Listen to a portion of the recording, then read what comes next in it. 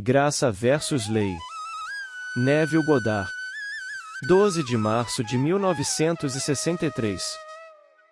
Somos informados no primeiro capítulo de João. A lei foi dada por meio de Moisés, mas a graça e a verdade vieram por meio de Jesus Cristo. Colunas inumeráveis foram escritas sobre esta graça versus lei. Esta noite não estou falando de teoria, estou falando de experiência. Somos chamados a transmitir às outras gerações sucessivas, o nosso testemunho. Somos informados na primeira epístola de João 1 versículo 1, 3. O que era desde o princípio, o que ouvimos, o que vimos com os nossos olhos, o que vimos e ouvimos, também vos anunciamos, para que tenhais comunhão conosco. Estes são os dois nascimentos que ocorrem em cada indivíduo no mundo. Ninguém provoca seu próprio nascimento físico. Ele nasce pela ação de poderes que não são seus. E assim, ninguém provoca seu próprio nascimento espiritual. Ele nasce pela ação de poderes além dos seus. A primeira, admitimos que estamos aqui, vestidos com esta vestimenta de carne. Nós nos encontramos aqui, mas sabemos que não tínhamos nada a fazer sobre isso. Nós simplesmente nos encontramos. Você se verá nascido espiritualmente da mesma maneira milagrosa. Você nascerá de cima, assim como nasceu aqui de baixo. Então haverá o ato mais poderoso de Deus, e você será gerado e nascido do alto, pela ação de poderes que não são seus. Voltamo-nos primeiro para a lei. No início, Deus estabeleceu a lei da colheita idêntica. E produz a terra vegetação, árvores que deem semente e árvores frutíferas que deem fruto, nos quais esteja a sua semente, cada uma segundo a sua espécie. Aqui descobrimos que a colheita nada mais é do que a multiplicação da mesma semente. Não vos enganeis, de Deus não se zomba. Tudo o que o homem semear, isso ele colherá. Esse é este mundo, esta lei. Esta noite mostrarei a vocês o que descobri sobre esta semeadura. Causação em nosso mundo é realmente mental. Nem sempre foi conhecido como um estado mental, acreditava-se, no começo, que era espiritual.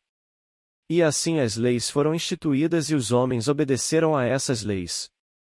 Externamente, eles observaram as leis. Então veio a grande revelação da graça que interpretou a lei, trazendo assim a graça. Pois, diz ele, não penseis que vim abolir a lei e os profetas. Eu não vim para aboli-los, mas para cumpri-los. E então ele interpreta a lei para nós e a coloca em um plano mental. Você ouviu isso dito por homens de idade, não farás e então ele afirma. Mas eu vos digo, e então ele coloca em um nível totalmente diferente. Nenhuma declaração transmite isso de forma mais gráfica do que esta. Você já ouviu dizer antigamente não cometerás adultério, mas eu te digo, olhar para uma mulher com desejo é já ter cometido o ato com ela em seu coração. Refrear o impulso não é suficiente, mas não tendo desejo, pois então você não cometeu o ato. Mas ter o desejo, e por causa das consequências de seu ato você restringe o impulso, isso ainda não é bom o suficiente, o ato foi cometido com o impulso. Aqui, estamos em um nível totalmente diferente, um nível mental, e foi isso que descobri sobre esse nível. Posso ficar aqui fisicamente e estar em qualquer parte deste mundo mentalmente assumindo que estou lá, então, vendo o mundo a partir dessa suposição, em vez de pensar nesse estado. Parado aqui, se desejo estar em outro lugar, embora no momento minha razão me diga que não posso pagar. Meus sentidos me dizem que não tenho tempo. Você está comprometido, estará aqui na próxima sexta-feira, você não poderia chegar lá e voltar, então aqui você está preso. Bem, eu sei por experiência própria que se eu ousasse fazê-lo, embora tudo neste mundo me prendesse aqui, haveria uma reorganização dos eventos da vida e obrigaria a jornada de minha parte, e funcionou. Essa minha suposição construiria uma ponte de incidentes através da qual eu passaria para a realização desse estado. Nenhum poder no mundo poderia detê-lo. Vou atravessar uma série de eventos a partir do momento em que o fizer. Aconteceram coisas que me obrigaram a ir, e eu, fisicamente, o homem não resistir. Isso obrigaria a viagem. Agora, a mesma coisa é verdade não apenas para uma jornada física, mas para uma jornada para outros estados, como riqueza, fé, como qualquer coisa neste mundo. Suponha que neste momento eu desejasse certa segurança que agora não desfruto, tenho fome dela. Como seria agora se eu tivesse segurança? Deixe-me agora fazer o mesmo movimento psicológico, tudo em minha imaginação, e então ver o mundo a partir dessa suposição, como se fosse verdade. Se eu ousar supor que é assim, posso familiarizá-lo com esta lei e, em seguida, deixá-lo à sua escolha e suas consequências. Muitas pessoas que não tinham nada, que ansiavam por riqueza, e conseguiram, mas o que aconteceu com eles quando conseguiram? Eles queriam e se você quiser, pegue. Você sempre pode desistir, mas aqui está a lei pela qual o homem se move neste mundo. Então, vou familiarizá-lo com a lei e mostrar-lhe como eu opero e como funciona. Mas posso lhe dizer, não importa o quão bom você seja neste mundo, não importa o quão sábio você opere a lei, isso não o qualifica de forma alguma para a segunda mudança radical em sua mente, que é chamada de graça. Esse é o segundo nascimento, o homem nascido 2 vezes recebeu graça. E a graça é o dom de Deus de si mesmo ao homem. Isso é graça. Não importa o quão sábio você seja, você está em uma roda com o primeiro nascimento. Jogue o mais sabiamente possível, e espero que você o faça sabiamente quando ouvir a lei e como operá-la.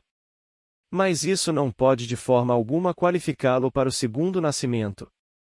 Isso é graça, esse é o dom, e você não pode fazer isso mais do que você trouxe o primeiro. Agora, o segundo nascimento é pura fantasia. É chamado, não salvação, graça é salvação. O que devo fazer? Eles perguntaram. Pois ele fez a declaração. E se você possuir todo o vasto mundo e perder sua vida? Então ele disse. É muito mais fácil um camelo passar pelo fundo de uma agulha do que um rico entrar no reino de Deus. E eles disseram a ele, e bem, então quem pode ser salvo? Ele disse. Para os homens é impossível, mas nada é impossível para Deus. Com o homem, sim, é impossível, ele não pode salvar a si mesmo. Quando o homem lhe diz que é um self-made man, ele não está falando de nenhum conhecimento desse mistério. Nenhum self-made man. Pois este é o presente, o segundo é um presente completo. E qual é o segredo da eleição de Deus? Não sei, eu não posso te dizer. Posso compartilhar com você o que experimentei e dizer como isso acontece. É um processo, algo que aconteceu tão de repente. Ele vem sem avisar, ninguém sabe o momento que vai chegar, e de repente você nasce. Você realmente nasceu. Você nasceu conscientemente. Não tenho nenhuma lembrança consciente de ter nascido no ventre de minha mãe, absolutamente nenhuma. Nasci em certo dia de certo mês de certo ano e em certa ilhota nas Índias Ocidentais. Eu não tinha conhecimento disso, e então gradualmente a consciência me possuiu, e quando eu tinha 4 anos, ou quase 4, comecei a funcionar conscientemente com a memória, mas a memória não remontava ao meu nascimento. Mas o segundo nascimento é algo como se você estivesse realmente fazendo isso sozinho, e cada momento do tempo é consciente tão vividamente vivo. Tudo o que você está fazendo, e no exato momento, até o fim do nascimento, está acontecendo em você, e de seu próprio ser maravilhoso você está saindo, e até aquele momento você não sabia que estava morto. Você tinha como certo que estava vivo e que um dia seu corpo morreria. E assim, se você sobreviveu ou não, você não sabia, mas isso seria a morte e aqueles que o viram ser levado, cremado ou na terra, eles falariam de você como alguém que estava morto, mas não enquanto você caminhou pela terra com eles. E, no entanto, chega o momento em que, de repente, um poder além de seus sonhos mais loucos está ocorrendo em você. E você não está fazendo isso, você não tem controle. Está sendo feito a você e conforme o poder é intensificado, você desperta. E você sempre pensou antes daquele momento, você estava acordado, você estava vivo e andando pela terra. E aqui, pela primeira vez na eternidade, você está acordando em uma tumba, e a tumba é o seu crânio. E você encontra isso sendo completamente selado e sepultado em seu próprio crânio e você está totalmente acordado pela primeira vez na eternidade. Então começa o trabalho e você sai como alguém que nasceu por si mesmo, verdadeiramente gerado por você mesmo, e você sai. Todo o drama descrito para nós no Evangelho que você está representando, você está nascendo por conta própria. As testemunhas tornam-se presentes e estão aqui para testemunhar este evento na eternidade. Eles não podem ver você porque você é invisível, mas você é mais real do que eles, mais real do que qualquer coisa no mundo naquele momento, e ainda assim, você é invisível. Então você sabe o que significa. Deus é espírito e os que o adoram em espírito e em verdade. E como Deus tem vida em si mesmo, Deus o Pai, agora ele concede ao Filho ter vida em si mesmo.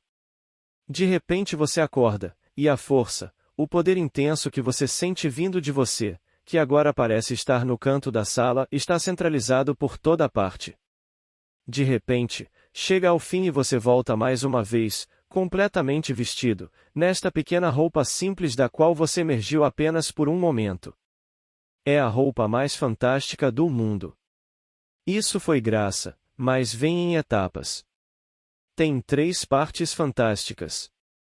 Esse primeiro é simplesmente o seu nascimento de cima para cumprir o 3º capítulo de João. Você deve nascer de cima, porque a menos que você nasça de cima, você não pode de forma alguma entrar no reino dos céus, que cumpre esse capítulo. Então vem a segunda, quando Deus realmente se entrega a você. De repente, um poder semelhante possui você e você não pode pará-lo, não há nada que você possa fazer a respeito.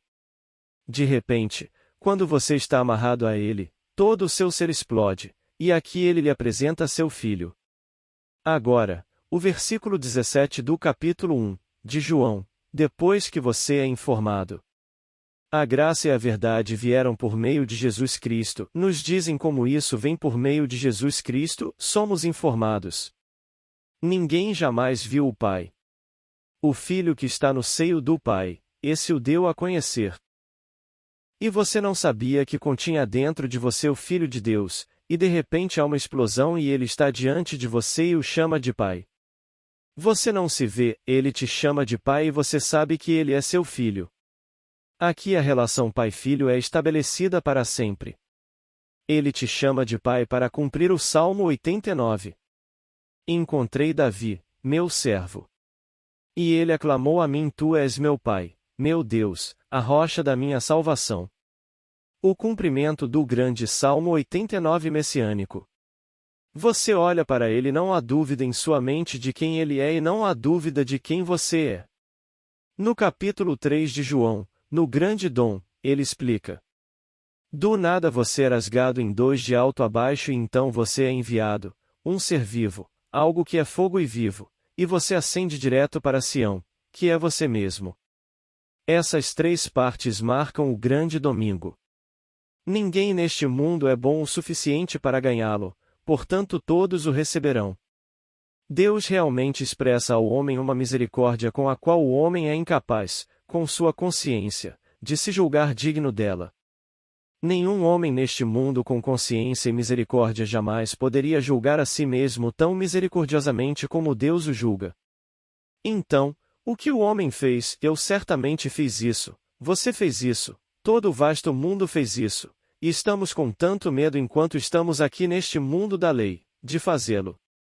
E apesar de nossas limitações, apesar de nossas fraquezas, a infinita misericórdia de Deus realiza o segundo nascimento. E todos nós somos levados a este lugar eterno onde somos colocados no templo eterno que Deus está fazendo de nós, fazendo de si mesmo. Pois ele se entrega ao homem antes que o homem possa ser livre para começar o templo eterno. Ninguém pode preencher o seu lugar. Ninguém pode preencher o meu lugar. Ninguém pode ser deslocado. Nenhum de forma alguma pode ser apagado. O templo ficará inacabado. Eu sei por experiência própria que ninguém pode ser salvo, não me importa quem ele seja, não importa o que ele tenha feito neste mundo, todos serão salvos. O que devo fazer para ser salvo? Creiam no Evangelho. Agora nos dizem que podemos atrasá-lo, é por isso que acho difícil acreditar nisso. Mas ainda é a Escritura. Hebreus 4 versículo 2. E as boas novas que nos foram pregadas também foram pregadas a eles. Mas não os beneficiou, porque não estava misturado com fé no ouvinte. Esta noite, alguns de vocês podem rejeitá-lo, e isso pode aparecer na superfície para atrasar sua ligação. Pode ser, não sei. Não tenho garantia de que você possa atrasá-lo, mas parece que a rejeição por parte de alguém, porque ele ouviu mas não aceitou. Porque não fazia sentido para ele, e embora você rejeite talvez pela sua rejeição atrase sua chamada, eventualmente você será chamado, porque ele o coloca em todos os passos do mundo até que finalmente você não tem poder para rejeitar a história ao ouvi-la. Mas enquanto estamos aqui neste mundo da lei, deixe-me agora citar o primeiro salmo. É uma bênção maravilhosa. Bem-aventurado o homem que se deleita na lei do Senhor, que nela medita dia e noite. Pois em tudo o que ele faz, ele próspera. Em tudo o que ele faz, não poucas coisas. E a lei é tão simples, se você for até a base, ela é mental, não física. Ir à igreja, como as pessoas que praticam externamente pensavam, traria de alguma forma o bem para elas. Não era isso. É mental. A causação é mental, então a lei é mental. Encontre a lei, e bem-aventurado o homem que se agrada da lei, meditando nela dia e noite, porque em tudo o que faz próspera. Ande agora pela fé, não pela vista.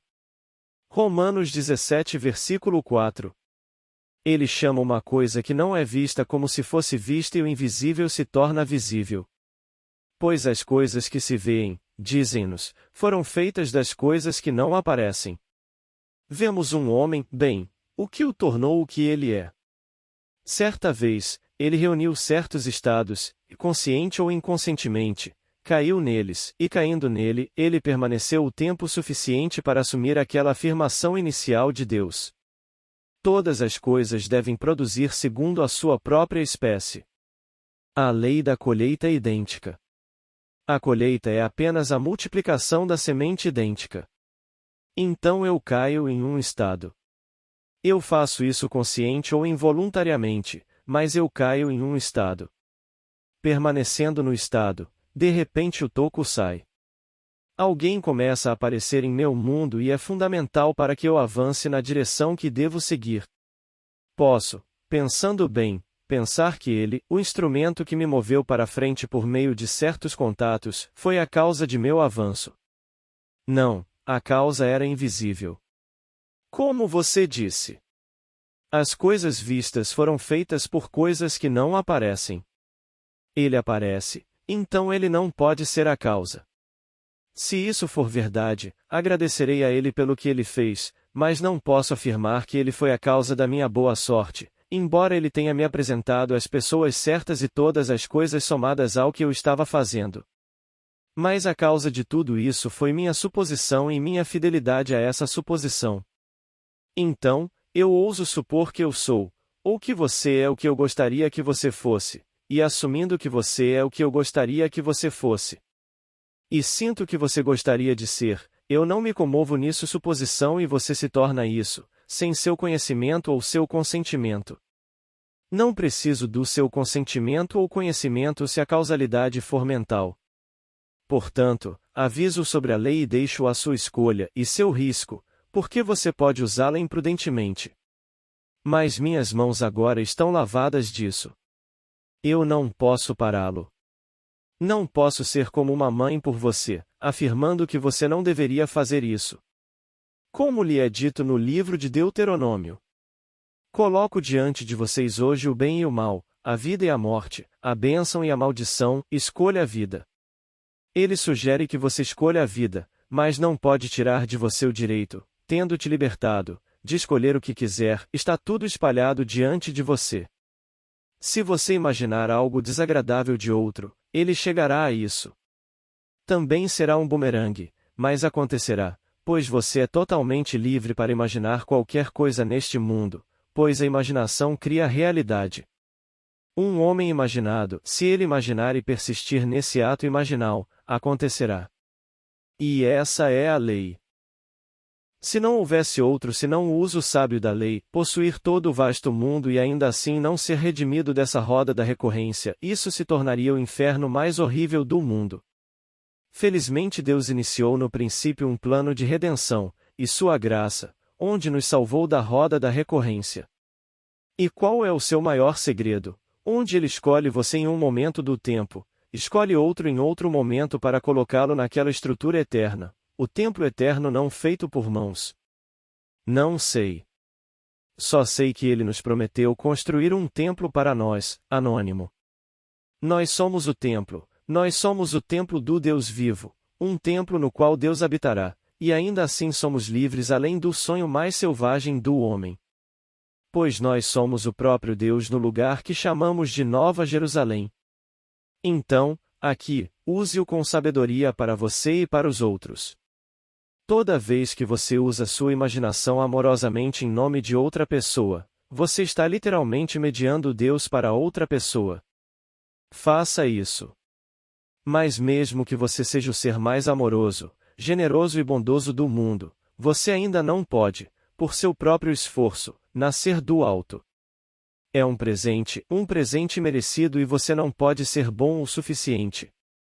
Para mim, esse é o pensamento mais emocionante do mundo, porque nenhum homem pode me olhar nos olhos e dizer que se sente digno de tal nascimento. Com uma memória e uma consciência, ele não poderia fazer isso. E ainda com a minha memória do passado eu diria, Neville, você não merece isso. Portanto, porque sei em meu coração que sou indigno, posso dizer a todos os seres do mundo, e você vai conseguir. Se eu me sentisse digno disso, então teria que sair e tentar fazer com que todos fossem bons, como eu me concebi. Mas não me considero bom, como o mundo chama de bom. Fiz inúmeras coisas das quais me envergonharia e ainda sinto que sou capaz, sob estresse, de fazer coisas das quais me envergonharia.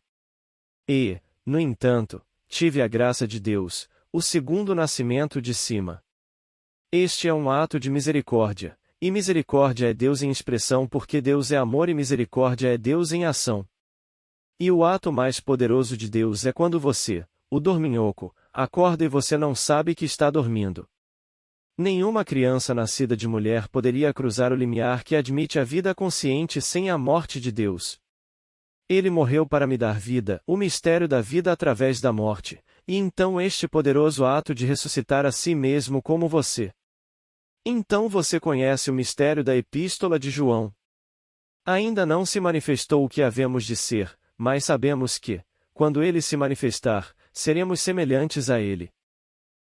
Seremos como ele, pois não há mudança em sua identidade. De repente, você desperta para toda a glória de sua herança. Você herdou o céu, mas a glória total dessa herança não é totalmente realizada em você, ou no momento não é totalmente compreendida por você enquanto ainda está neste corpo. Você deve então fazer o papel do apóstolo e compartilhá-lo com aqueles que vão ouvi-lo, até o momento em que ele tira a roupa. Então aquilo que acendeu é completamente exibido para você e para o exército celestial, mas você jogou e compartilhou com os outros tudo o que você experimentou. É chamado de testamento apostólico. O que era desde o princípio, o que ouvimos e vimos com nossos olhos. Aquilo que vimos e ouvimos, agora proclamamos a vocês, para que possam compartilhar conosco esta comunhão. E então aquela passagem fabulosa que sempre fecha o serviço anglicano, que em nosso país é o serviço episcopal, Coríntios 13 versículo 14. A graça do Senhor Jesus Cristo, o amor de Deus e a comunhão do Espírito Santo sejam com todos vós. Que bênção! Que bênção dizer a uma reunião como esta! Que a graça do Senhor Jesus Cristo, esse é o segundo versículo, que vem do amor de Deus, por cujo nascimento você pode ter e compartilhar a comunhão do Espírito Santo, e que ele esteja com todos vocês. É assim que todos os serviços anglicanos se encerram, na esperança de que alguém, ou talvez todos, em um futuro não distante participe dessa comunhão. Para mim, é o mais inspirador apenas lê-lo e tentar senti-lo. Portanto, graça versus lei não está realmente em conflito. Pois ele disse: Eu não vim para abolir a lei ou os profetas, mas para cumpri-los. Pedro, em sua primeira epístola, 1 versículo 10, identifica a graça com a salvação. Os profetas que profetizaram sobre a graça que seria sua buscaram e indagaram sobre esta salvação. Então ele associa a graça com salvação. No minuto em que é dado, ele é salvo, ele foi redimido. Mas porque ninguém pode desempenhar o seu papel, você será redimido. Não volte na memória e tente encontrar outras coisas que você poderia desfazer para a salvação. Faça isso para este mundo, para se tornar mais feliz e livre neste mundo, mas não para a salvação. Porque se não fosse pela infinita misericórdia de Deus esconder seu passado de você, você não poderia viver consigo mesmo. Nenhum homem neste mundo poderia viver consigo mesmo se pudesse agora trazer de volta à memória o passado. Ele não poderia porque você fará todos os papéis. Você demorou muito, muito tempo para chegar e no final você terá desempenhado todas as partes. Portanto, no final, você pode dizer: Pai, perdoa-lhes porque não sabem o que fazem. Há um propósito na peça de Deus, um propósito fabuloso. Como Blake disse: Não se deixe intimidar pelos horrores do mundo. Tudo é ordenado e correto e deve cumprir seu destino para alcançar a perfeição. Então, todos nós jogamos. Se eu não tivesse desempenhado todos os papéis horríveis do mundo, não poderia ser misericordioso quando li sobre eles nos jornais. Eu não poderia sentir em meu coração que alguma misericórdia deveria ser enfatizada, nem ter o impulso de misericórdia se eu não a tivesse jogado. Mas no final, tendo jogado tudo, você perdoará tudo. E assim, tudo no mundo, você terá jogado tudo e, portanto, se equipado para o uso de Deus na construção de seu templo. Não consigo fugir do senso de predestinação quando leio as Escrituras. Romanos 8 versículo 28, 30. Somos chamados de acordo com o seu propósito. Pois aqueles que dantes conheceu também os predestinou para serem conformes à imagem de seu Filho. E aqueles a quem chamou, também justificou, e aqueles a quem justificou, também glorificou. Você não pode pegar esses 5 termos, presciência, predestinação, chamado, justificado e glorificado, e interpretá-los de qualquer maneira para evitar a conclusão da predestinação. Não vejo como você pode. Você estava comigo na fundação do tempo, dizem a você. Ele nos chamou no princípio, antes que o mundo existisse. E agora ele nos chama de acordo com seu propósito quando esta seção de sua fabulosa, você não pode conceber, estrutura viva está prestes a ser concluída. E só você pode encaixar uma parte dela, então ele te chama. E aquele que ele chama, ele predestinou, mas ele chama. E aquele que ele chama ele justifica. Você não pode ser justificado por suas ações, ele te justifica. E então ele te glorifica. E a glorificação é o dom de si mesmo, como nos é dito em João 17 versículo 5. Pai, glorifica-me contigo mesmo. Então, ele glorifica o indivíduo consigo mesmo. Os 5 termos inteiros levam a uma conclusão de um estado predestinado e conhecido. Ele previu a coisa toda e está construindo em direção a ela.